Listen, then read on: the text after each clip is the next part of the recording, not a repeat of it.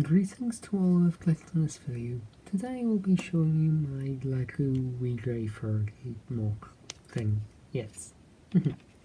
So, it doesn't have moving wheels. If that's the most important thing to point out, it does not have moving wheels. In the front axle clearly moves slightly more than intended, but they are non-rotating. Cut.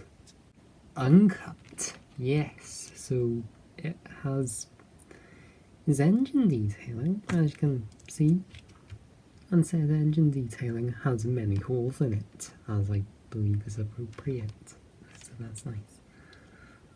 Unfortunately, that's a different width to that, which is not good.